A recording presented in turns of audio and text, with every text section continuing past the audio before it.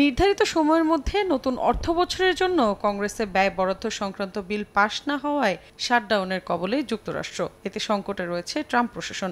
সরকারের এই অচলাবস্থা ঘিরে একে অপরকে দোষারোপ করছেন রিপাবলিকান ও ডেমোক্রেটরা। ভাইস প্রেসিডেন্ট জেডি ভ্যান্স বলেছেন, ডেমোক্রেটরা সরকারি প্রশাসন খোলা রাখার বিরোধিতা জানিয়েছেন, কারণ তারা অবৈধভাবে দেশের মানুষের কাছে স্বাস্থ্যসেবা বিক্রি করতে চাইছে।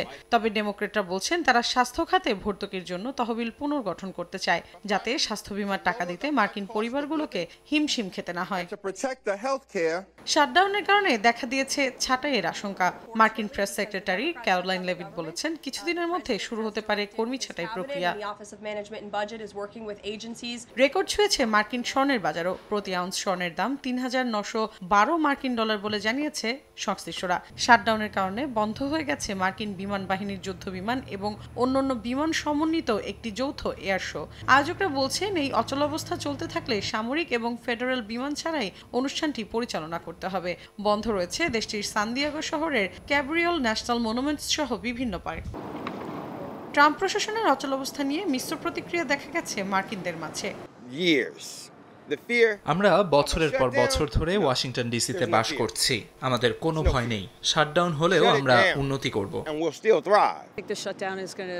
স্বাস্থ্যসেবায় আমি আমূল পরিবর্তন দেখতে চাই। এটা আসলে আমাকে প্রভাবিত করবে। শাটডাউনের কারণে অনেকে তাদের চাকরি হারাতে পারেন। স্থানীয় সময় বুধবার কংগ্রেস সদস্যরা কিছু না বলে চলে যাওয়ায় শুক্রবার ভোটাভুটি হওয়ার আগ পর্যন্ত এই অচলাবস্থা চলতে পারে বলে জানিয়েছে বিভিন্ন সংবাদ মাধ্যম। বিশ্লেষকরা বলছেন, মার্কিন অচলাবস্থার আসল বোঝা বইছেন সাধারণ সরকারি কর্মচারী আর কোটি কোটি নাগরিক। মৌসুমী সাথী, সময় সংবাদ।